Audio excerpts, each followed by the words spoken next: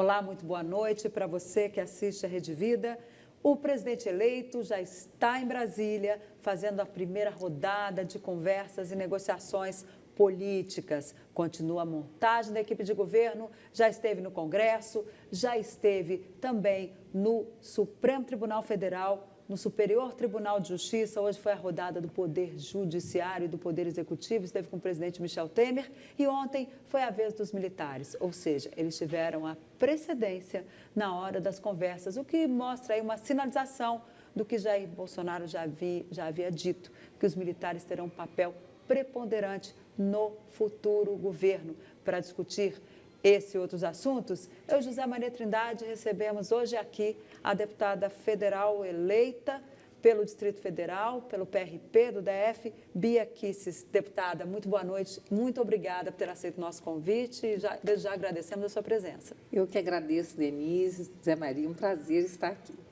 Que bom. E a mesa comigo, como já disse, Zé Maria Trindade, né, Zé Maria, nessa transição de governo que promete. Promete, a transição começou.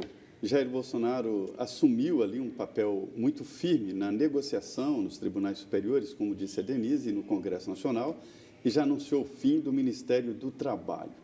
Essas ações do Ministério do Trabalho serão transferidas para outro ministério. Deve ficar ali entre 17 a 18 ministérios aqui na Esplanada. Hoje são 29. A entrevistada de hoje participou ativamente desta guinada política no país.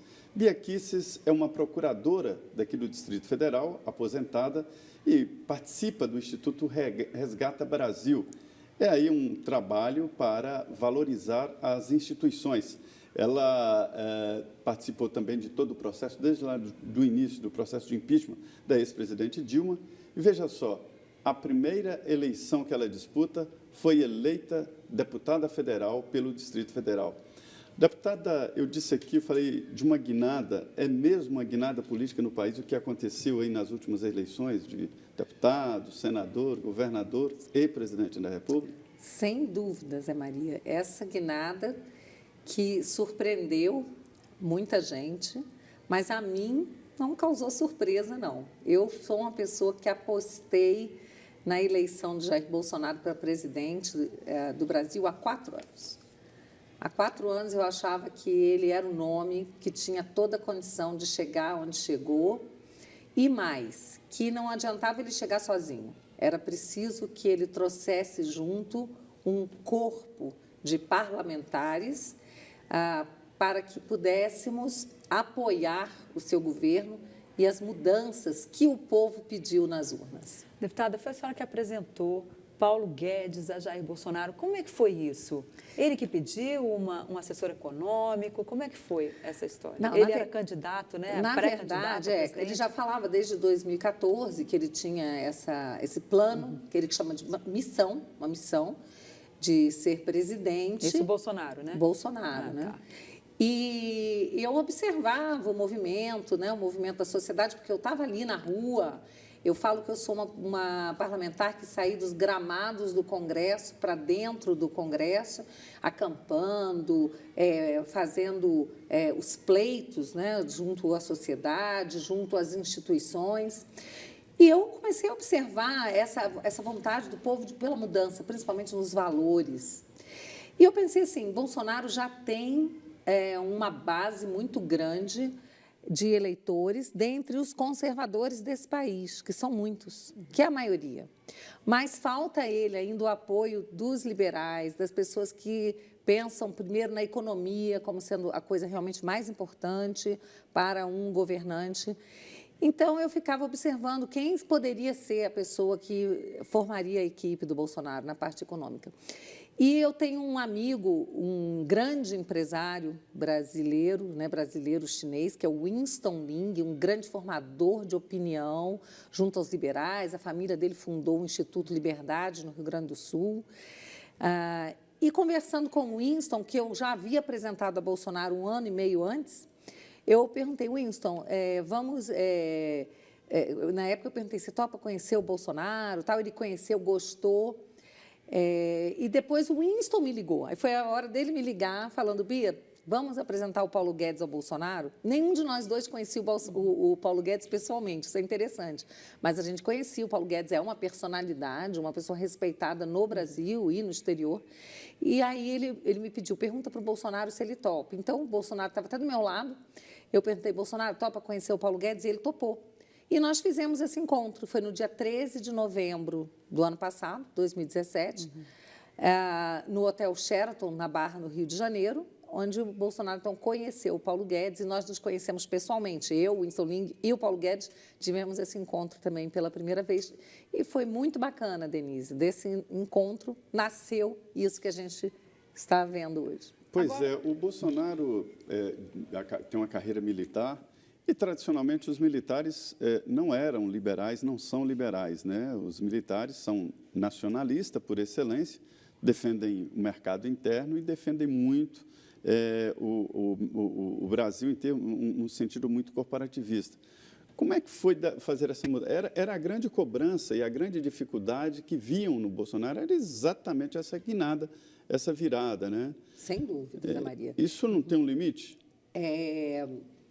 Eu acho que o limite disso aí tá nas palavras de Paulo Guedes. Ele diz o seguinte, Bolsonaro aprende rápido. Aprende muito mais rápido do que muitas outras pessoas com quem o Paulo Guedes conviveu. Foi isso, essas são as palavras dele, né? Quando eu apresentei, né, ao Bolsonaro, tudo, ele ficou impressionado com a sagacidade do Bolsonaro, a intuição, o faro político do Bolsonaro. E o Bolsonaro ficou também impressionado com a franqueza do Paulo Guedes, que colocou na mesa toda a vida dele, o currículo, e contou, inclusive, a história de que ele já estava acompanhando o Luciano Huck, que era um candidato, seria o candidato dele. Um candidato em potencial naquela época, em potencial, né? E o Paulo Guedes falava, olha, Luciano, você tem que vir presente para que a gente possa colocar o liberalismo econômico no Brasil, mas o Paulo Guedes enxergou no Bolsonaro essa possibilidade, porque o Bolsonaro deu essa abertura também, né?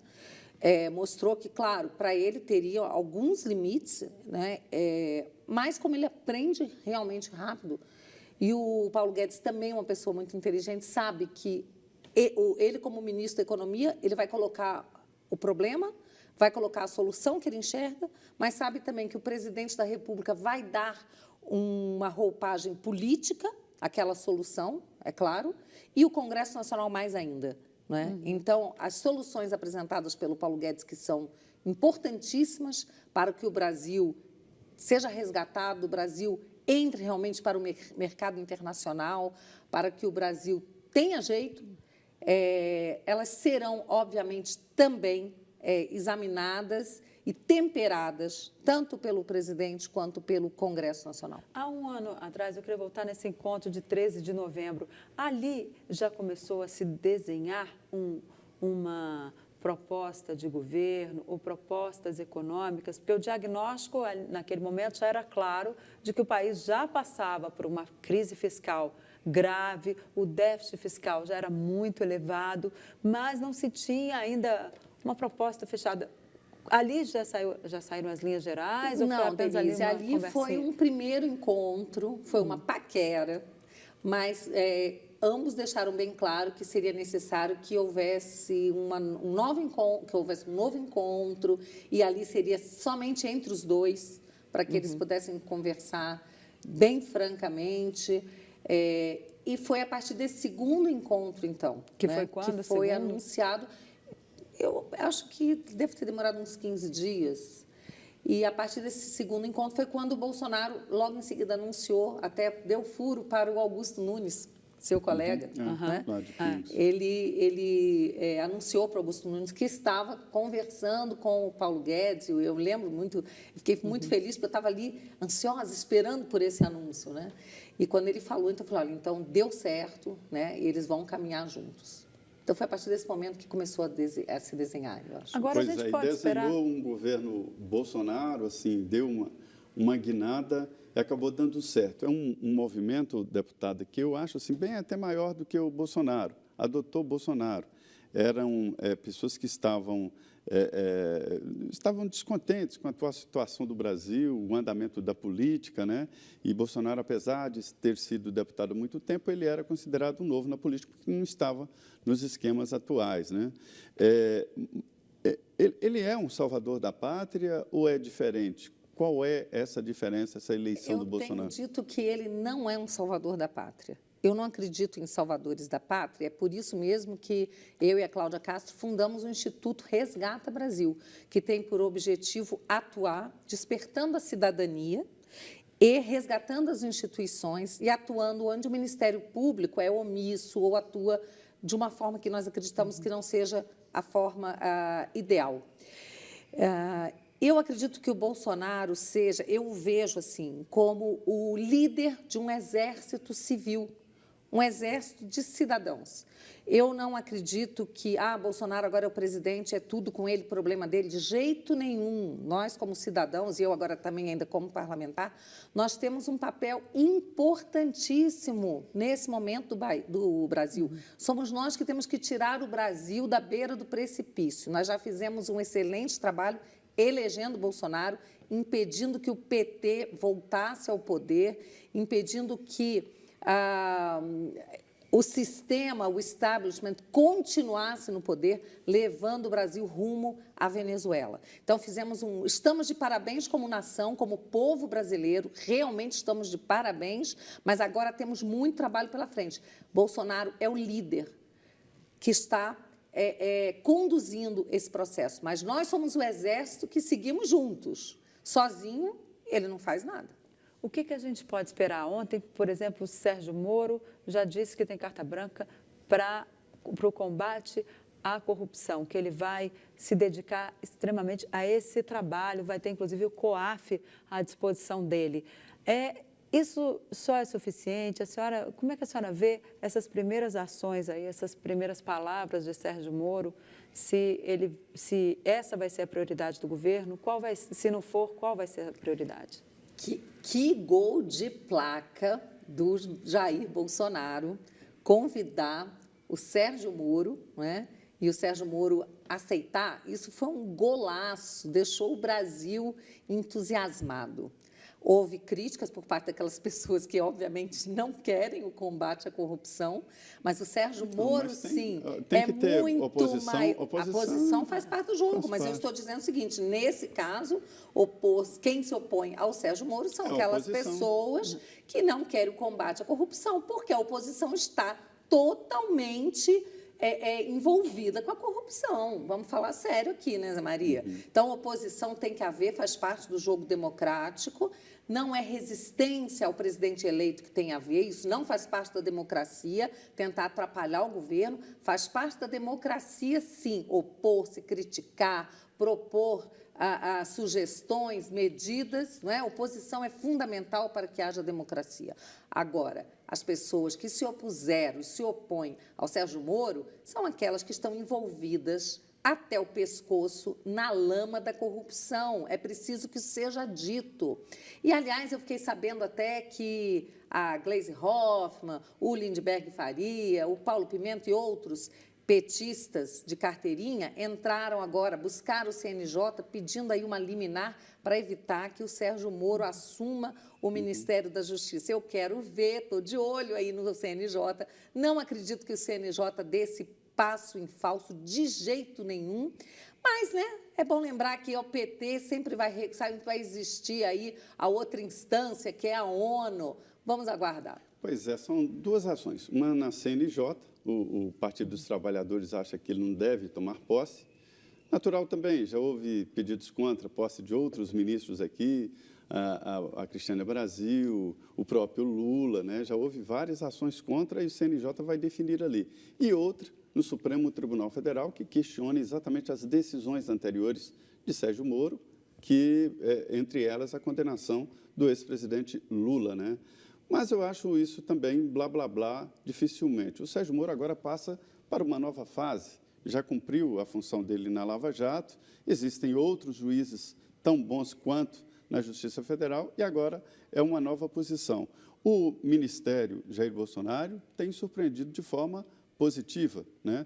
Mas outra característica do governo dele é que ele está delegando, colocando os ministros de forma muito positiva. O Sérgio Moro vai indicar todos os diretores da Polícia Federal, Polícia Rodoviária Federal, ou seja, o famoso porteira fechada do Ministério. Não é um governo centralizador. Não é interessante isso para quem dizia que o Bolsonaro seria um ditador, né, contrário à democracia? Ele mostra exatamente o contrário. Eu quero comentar aqui uma coisa que eu achei muito interessante. Com a nomeação com a indicação do Sérgio Moro, o convite feito a ele, o Paulo Guedes, o Marcos Pontes, pessoas que eu conheço que falaram para mim, Bia, eu não sou Bolsonaro, eu votei nele no segundo turno, óbvio, porque eu também não ia votar no PT, mas no primeiro turno votei em outro candidato, eu estou encantada com o Bolsonaro. Então, assim, achei bacana isso, porque pessoas que não eram, assim, não tinham muita expectativa em relação ao Bolsonaro, estão me contando que estão muito bem surpreendidas pelas primeiras ações aí do presidente eleito. Eu fico feliz e certamente haverá outras, vem mais coisa boa por aí. Pois é, e aqui na Rede Vida nós mostramos ali, até numa certa intimidade na casa, o presidente eleito Jair Bolsonaro, fizemos entrevistas aqui, a Denise e eu lá no Rio de Janeiro, e todos aqui na Rede Vida conhecem, deputada, muito bem, inclusive essas expectativas dele para o novo governo. É o Frente a Frente diretamente dos estúdios da Rede Vida daqui de Brasília, mais uma vez falando de política, a deputada federal eleita pelo Distrito Federal, Bia Kicis. Nós vamos agora a um intervalo, 2 minutos, e já estaremos de volta.